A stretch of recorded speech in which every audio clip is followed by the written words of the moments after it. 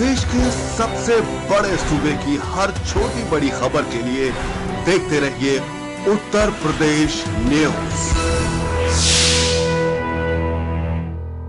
बरेली के थाना अलीगंज के गैनी से एक मामला सामने आ रहा है, जहां एक महिला भजन कलाकार ने सोशल मीडिया पर अपना एक वीडियो वायरल करके जिसमें वो थाना अलीगंज के गैनी चौक के इंचार्ज पर गंभीर आरोप लगाती हुई नजर आ रही है। एक गायिका है जो भजन संध्या का कार्यक्रम करती हैं। तो रात में गैनी कस्बा है थाना अलीगंज में, वहां पर एक कार्यक्रम दे रही थी। तो उनका आरोप है कि चौकी इंचार्ज जो गैनी है वो मंच पर चढ़ गए, उनके साथ अभद्रता की। तो इसकी जांच वहां के क्षेत्राधिकारी आमलों को दे दी गई है। गुण दोष के आधार पर शीघ्र कार्रवाई की जाएगी। जय श्री श्याम, जय माता दी सभी को। मैं खुशबू राधा अपने फेसबुक परिवार के सभी भाई बहनों से कुछ कहना चाहती हूँ। आज यहाँ पे गैनी के पास एक गांव है सूदनपुर। यहाँ पे जागरण था, प्रकाश जागरण पार्टी का, जिसमें मेरी एंट्री लगनी थी 11 सवा 11 बजे। मैं बरेली से यहाँ एंट्री लगाने आई, मेरा प्रोग्राम चल रहा था।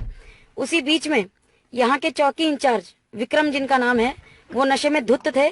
अपने 2-3 कांस्टेबल के साथ वो पंडाल में आए। पहले तो उन्होंने जितने भी वहाँ पे लड़के बच्चे बैठे हुए थे सबको डंडियों से लाठी से मारना शुरू किया, जिसका किसी ने विरोध नहीं किया। मैंने थोड़ी देर के लिए भजन रोक दिया। जब वो पीट रहे थे मैं भी सख्ते में आके मैंने थोड़ी देर के लिए भजन रोक दिया। उसके बाद वो मेरे पास आए, मेरे हाथ से माइक छीन लिया उन्होंने और सब लोगों को धमकाने लगे, तमीज सीख लो, ये सीख लो, वो सीख लो। खैर मैं सुनती रही। फिर वो जब चले गए तो ऑर्गेनाइजर ने मुझसे कहा आप भजन गाइए। मैंने फिर से भजन शुरू किया तो उन्होंने दूर खड़े होके वो सुन रहे थे, उन्होंने मुझे जो है पर्ची भिजवाई कि आप जो है मेरी पसंद का भजन गाएंगी कि किशोरी कुछ ऐसा इंतजाम हो जाए। मैंने वो भजन उनका शुरू किया। जैसे ही मैंने भजन शुरू किया बीच में आए और मेरे हाथ से उन्होंने माइक छीना और माइक छीन के कहने लगे कि तुझे कुछ नहीं आता, क्या करने आई है तू यहाँ पे। मैंने कहा भैया जैसा ये भजन है मैं वैसे ही गा रही हूँ। कि नहीं तू क्या गा रही है, इस पब्लिक को तू क्या समझा रही है, इनकी फरमाइश तूने क्या नहीं पूरी करी। मैंने कहा सर पब्लिक ने जो फरमाइश रखी थी वो मैंने पूरी कर दी, उसके बाद आपने फरमाइश भेजी तो मैं आपके पसंद का भजन गा रही हूँ। कि तुझे कुछ नहीं आता, तू अपने आप को समझती क्या है। और इस चीज की मैंने पूरी, मेरे हस्बैंड ने वीडियो रिकॉर्डिंग करी है जब वो मेरे से बदतमीजी कर रहे थे।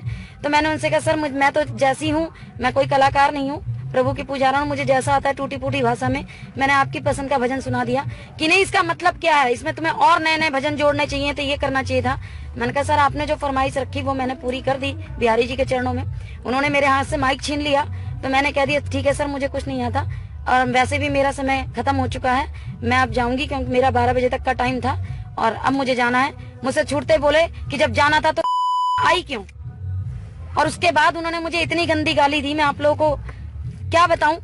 ऑनलाइन मुझसे कहने लगे, इसको माँ की गाली उन्होंने मुझे दी और कहने लगे निकालो इसे यहाँ से। ऑर्गेनाइजर जो प्रकाश जागरण पार्टी के हमारे प्रदीप भैया वो बैठे सुन रहे थे, उन्होंने कुछ नहीं कहा। जितनी वहाँ गांव वाले थे सब लोग सख्ते में आगे किया क्या हो रहा है, लेकिन किसी की हिम्मत नहीं हुई क्योंकि वो लगातार सब लोगों को डंडे भी बरसा रहे थे। उनके साथ जो कांस्टेबल थे वो दूर खड़े हुए थे, वहाँ के मेहनती जी भी दूर खड़े हुए थे। किसी ने कोई ऑब्जेक्शन नहीं किया कि आप इस कलाकार से कैसी बात कर रहे हैं। मैंने अपने ठाकुर जी को उठाया और मैं चल दी तो पीछे से उन्होंने मुझे माँ की गाली दी और बोला तू यहाँ आई क्यों थी अगर तुझे जाना है। मैंने कहा सर मेरा टाइम 1-1.5 घंटे का था, मेरा समय हो चुका है, मैं जा रही हूँ, मेरे बच्चे की भी तबीयत ठीक नहीं है, मुझे जाना है। और एक जगह और अभी प्रोग्राम चल रहा है मेरा, वहां भी जाना जरूरी है। कि इस साली को माँ की गाली देके बोले माँ किसको निकालिए। मैं आके बाहर जैसी गाड़ी में बैठने लगी मेरी गाड़ी का दरवाजा उन्होंने पकड़ लिया और मुझे धमकी दी उन्होंने कि आ तू किधर से आ रही है और तुझे मैंने जेल नहीं कराई तो देखना तेरी माँ की तेरी बहन की। उन्होंने ये गाली मुझे दी विक्रम जी ने। नशे में धुत थे, पूरा गांव देख रहा था कि नशे में धुत थे।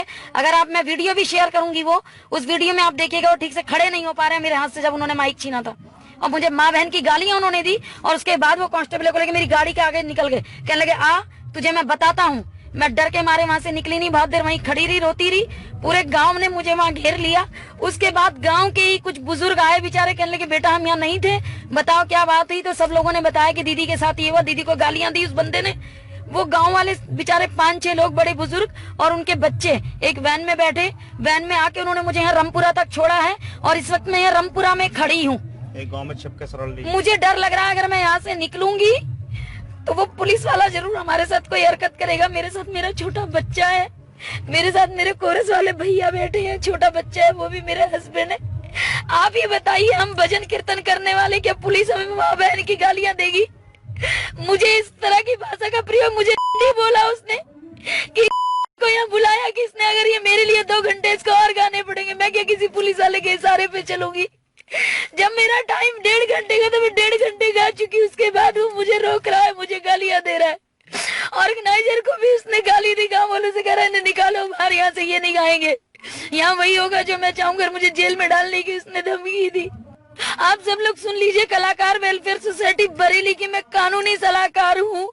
मैंने उन लोगों को भी कंप्लेंट करी है इस बात की कि मेरे साथ यहाँ पे ऐसा ऐसा हुआ है। बताइए आप लोग मैं क्या करूँ, साथ दीजिए मेरा, मुझे क्या करना चाहिए? अरे मैं ये काम करके अपना बच्चा पाल रही हूँ, मैं कोई गंदा काम नहीं कर रही हूँ।